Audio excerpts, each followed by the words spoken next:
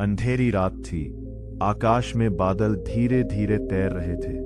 हवा में एक अजीब सी शांति थी, ऐसी शांति जो इंसान के भीतर छिपे सवालों को जगा देती है। गौतम बुद्ध उस रात अकेले जंगल के रास्ते पर चल रहे थे। उनके पैरों के नीचे सूखे पत्ते टूट रहे थे। दूर कहीं किसी उल्लू की आवाज सुनाई दे रही थी, लेकिन बुद्ध के चेहरे पर वैसी ही शांति थी जैसी शांत झील के पानी पर होती है। कई दिनों से वे गांव-गांव घूम रहे थे, लोगों को दुख से मुक्ति का मार्ग बता रहे थे, लेकिन उस रात उनका मन असामान्य रूप से शांत था, मानो प्रकृति उन्हें किसी ऐसी घटना की ओर ले जा रही हो जो एक जीवन बदल देगी। कुछ दूर चलने के बाद उन्हें एक छोटा सा गांव दिखाई दिया। गांव बिल्कुल शांत था, कहीं कोई आवाज नहीं, न कोई दीपक, न कोई हंसी, न किसी घर से उठता धुआं। ऐसा लग रहा था जैसे पूरा गांव किसी अदृश्य भय के नीचे दबा हुआ हो। बुद्ध धीरे धीरे आगे बढ़े, तभी उन्हें रास्ते के किनारे एक बूढ़ा आदमी बैठा दिखाई दिया। उसके कपड़े फटे हुए थे, चेहरा आंसुओं से भीगा था।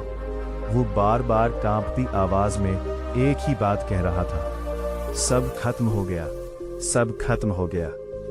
बुद्ध उसके पास जाकर शांत स्वर में बोले, क्या हुआ है? बूढ़े ने कांपते हाथों से गांव की ओर इशारा किया। वहां मत जाइए, वहां मौत रहती है। बुद्ध शांत रहे। उन्होंने फिर पूछा, मौत से डरकर कहां जाओगे? बूढ़े आदमी की आंखों से आंसू बहने लगे। उसने कहा, 3 रात पहले गांव में एक अजनबी आया था। उसने कहा कि वो साधु है। शुरुआत में वो लोगों को दवा देता था, बीमारों को ठीक करता था, लेकिन धीरे धीरे गांव बदलने लगा। बुद्ध ध्यान से सुनते रहे। जो भी उसके पास जाता अगले दिन बदल जाता। उसकी आंखों में अजीब क्रोध भर जाता। लोग अपने ही परिवार से नफरत करने लगे। 2 भाइयों ने एक दूसरे को मार डाला। एक बेटे ने अपने पिता का घर जला दिया। हवा अचानक तेज चलने लगी, पेड़ों की शाखाएं हिलने लगी। बूढ़े ने डरते हुए कहा, वो इंसान नहीं है, उसके भीतर कुछ और है। लेकिन बुद्ध के चेहरे पर भय का नाम नहीं था। वे धीरे धीरे गांव की ओर बढ़ने लगे। गांव के अंदर घुसते ही वातावरण बदल गया। हवा भारी हो चुकी थी। सन्नाटा इतना गहरा था कि अपनी साख सों की आवाज भी सुनाई दे रही थी। कुछ घरों के दरवाजे खुले थे, अंदर सामान बिखरा पड़ा था। दीवारों पर खरोंचें थीं। तभी अचानक एक घर के भीतर से किसी बच्चे के रोने की आवाज आई। बुद्ध तुरंत उस ओर बढ़े। अंदर एक छोटा बच्चा कांप रहा था। उसकी मां जमीन पर बेहोश पड़ी थी। बुद्ध ने बच्चे के सिर पर हाथ रखा और उसी क्षण कमरे के कोने में बैठा एक आदमी धीरे धीरे उठने लगा। उसकी आंखें लाल थीं, चेहरा क्रोध से भरा हुआ। वो बुद्ध को घूर रहा था। कुछ क्षण तक पूरा कमरा शांत रहा। फिर वो आदमी चीखा, ये गांव अब अंधकार का है, यहां से चले जाओ। लेकिन बुद्ध शांत स्वर में बोले, अंधकार कभी प्रकाश को निगल नहीं सकता। आदमी जोर जोर से हंसने लगा। उसकी हंसी पूरे कमरे में गूंजने लगी। तुम्हें पता भी है मैं कौन हूं? बुद्ध ने उसकी आंखों में देखते हुए कहा, तुम वही हो जो अपने भीतर के क्रोध के गुलाम बन चुके हो। इतना सुनते ही आदमी का चेहरा बदलने लगा। उसकी सांसें तेज हो गईं। वह जमीन पर गिर पड़ा और दर्द से चिल्लाने लगा। कमरे के बाहर अचानक तेज आंधी चलने लगी। गांव के दरवाजे अपने आप बंद होने लगे, लेकिन बुद्ध वहीं शांत खड़े रहे। उनकी आंखें बंद थीं और उनके होठों से धीरे धीरे शब्द निकले। घृणा से घृणा कभी समाप्त नहीं होती, प्रेम से ही घृणा समाप्त होती है। जैसे ही ये शब्द हवा में गूंजे, कमरे का वातावरण बदलने लगा। आदमी की चीखें धीमी पड़ने लगी। उसकी आंखों से आंसू बहने लगे और वर्षों बाद पहली बार उसके चेहरे पर क्रोध नहीं, पछतावा दिखाई दिया। गौतम बुद्ध और अंधकार का साधु, भाग 2 श्मशान का रहस्य। रात और भी गहरी हो चुकी थी। पूरा गांव अजीब खामोशी में डूबा था। हवा अब ठंडी नहीं, भारी लग रही थी। ऐसा महसूस हो रहा था जैसे हर घर की दीवारों में कोई अनकहा डर छिपा हो।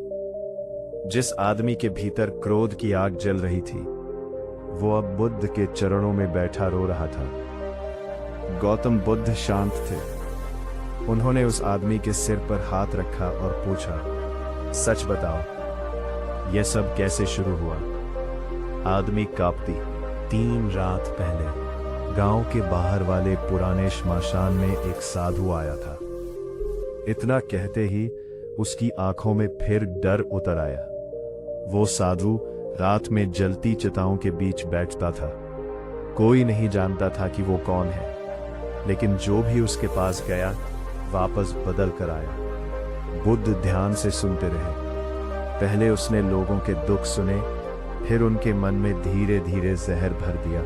वो कहता था, दुनिया ने तुम्हारे साथ अन्याय किया है, तुम्हें बदला लेना चाहिए। आदमी रोते हुए बोला, हम उसके शब्दों में फंसते चले गए। बुद्ध ने शांत स्वर में पूछा, वो अब कहाँ है? आदमी ने कांपते हाथों से गांव के पीछे फैले घने जंगल की ओर इशारा किया। श्मशान में कुछ पल तक हवा बिल्कुल शांत हो गई। फिर बुद्ध धीरे धीरे उठे। उन्होंने बच्चे और उसकी मां की ओर देखा। मां अब होश में आने लगी थी। उसकी सांसें सामान्य हो रही थी। बुद्ध बाहर निकल आए। पूरा गांव अंधेरे में डूबा था, लेकिन दूर जंगल के उस पार हल्की लाल रोशनी दिखाई दे रही थी। श्मशान। बुद्ध उसी दिशा में चल पड़े। रास्ता सुनसान था। पेड़ों की टेढ़ी शाखाएं जमीन तक झुकी हुई थी। हवा में जलती लकड़ियों और राख की गंध घुली थी। जैसे जैसे बुद्ध आगे बढ़ते गए, वातावरण बदलता गया। अब वहां पक्षियों की आवाज भी नहीं थी, सिर्फ सूखी हवा और दूर से आती किसी अजीब मंत्र की धीमी ध्वनि। कुछ देर बाद बुद्ध श्मशान पहुंच गए। वहां कई बुझी हुई चिताएं थीं। राख हवा में उड़ रही थी और उन सब के बीच एक आदमी अग्नि के सामने बैठा था। उसके लंबे बाल थे, शरीर पर काले वस्त्र, आंखें बंद, लेकिन उसके आसपास का वातावरण सामान्य नहीं था। ऐसा लग रहा था जैसे उसके भीतर बहुत गहरा अंधकार छिपा हो। बुद्ध शांत खड़े रहे। तभी बिना आंखें खोले वो आदमी बोला, मुझे पता था तुम आओगे। धीरे धीरे उसने आंखें खोली। उन आंखों में अजीब चमक थी। लोग तुम्हें बुद्ध कहते हैं, जो दुख समाप्त करना चाहता है। वो हल्का सा हंसा। लेकिन क्या तुम जानते हो, मनुष्य के भीतर सबसे बड़ी शक्ति दुख ही है। बुद्ध शांत स्वर में बोले, दुख शक्ति नहीं, बंधन है। साधु मुस्कुराया, बंधन नहीं, दुख इंसान को राक्षस बना देता है और वही उसकी असली ताकत है। अचानक हवा तेज हो गई। श्मशान की राख चारों ओर उड़ने लगी। साधु उठ खड़ा हुआ।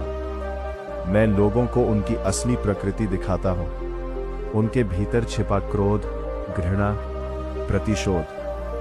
बुद्ध उसकी आंखों में देखते रहे, फिर बोले, तुम लोगों के घाव भरते नहीं, उन्हें और गहरा करते हो।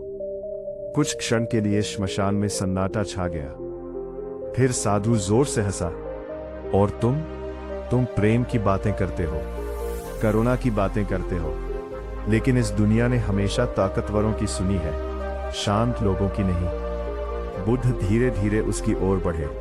उनके कदमों में कोई भय नहीं था। जिस ताकत की जड़ घृणा हो, वह अंत में स्वयं को ही नष्ट करती है। साधु का चेहरा अचानक क्रोध से भर गया। चुप रहो, उसकी आवाज गूंज उठी।